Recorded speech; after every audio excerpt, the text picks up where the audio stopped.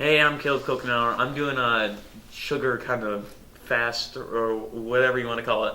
But I haven't eaten sugar, pop, pizza, candy. I've limited my milk and meat intake, and I haven't really eaten a lot. And, as a guy that works out a lot, that's kind of killing me. But yeah, it's been an interesting experience. I mean, after a week though, I had really, really, really, really, really, really strong urges for sugar, and I guess that is one of the facts about sugar is that it is very addicting, and that it really pulls you in. I mean, they put pretty much wow, sorry, artificial sugar in basically everything, even whole wheat bread, and you're only supposed to have only about 65 grams of sugar per day, and the average American eats 22 tablespoons of sugar every single day. Yeah, that's bad. And a lot of people think that fatty foods are what get you fat, but it's mostly sugar. And your sugar is like has insulin and other stuff in it, so it really hypes you up a lot, which is good for some sports like track if you want to get a really good boost. But when you take too much sugar, you tend to crash, and you crave more sugar, and you want to get more energy, and it's just over and over and over again, endless cycle. But as you know, I've been eating every day. I eat salad at lunch with no dressing, because dressing is a fattening food or fattening sauce or whatever you want to call it.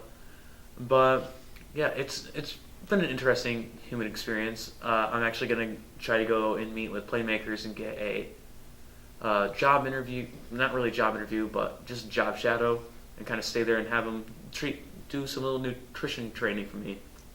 And yeah, and every single day I learn more and more and more about what to eat and what I can get more natural sugars out of, like fruits and smoothies and other fun stuff like that. Yeah, I get to make my food by hand, so I know where it came from. I don't know any of that processing crap that we watched in our class.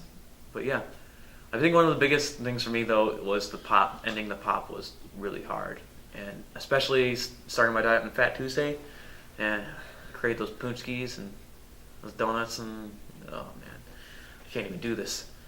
But it's been pretty torturous. I've actually physically gone to reach for M&Ms, and I've had to pull my hand back.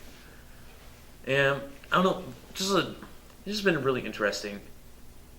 Like, I see how people affected by obesity would be affected by this, because the more you eat sugar, the more you get addicted to it, and then the more you get fat, and the more fat, and you just keep eating. It's just a vicious endless cycle.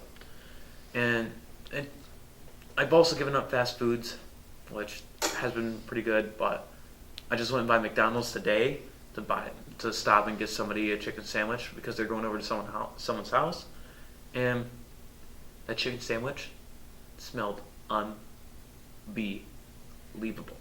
You have no idea. Try not eating anything, sugar, nothing, all healthy food, and then smelling a chicken sandwich all over again. It's crazy. It made me want to go mad. It made me want to grab that sandwich right out of that kid's hand and eat it. So bad.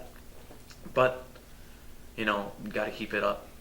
And I think some interesting effects it's had on my athletic abilities is that it's actually, on a short-term sprinting basis, it hasn't been affecting my short-term sprinting. It's actually allowed me to have more energy for a longer time. So when everybody else is tired at track and they're all breathing hard and on their knees and on the wall and hands are up, I'm sitting there completely like looking at these people like, what are going on? And then people have actually said that they think that I'm sucking the energy out of other people. I'm literally sucking their energy out and using it to run, which isn't true. It might be. Who knows? But yeah, interesting things. Sugar, lack of sugar is actually bad for you, but I get a lot of my sugars from fruit. And yeah, that's about all I have to say about right now. So that's all I have to say about that.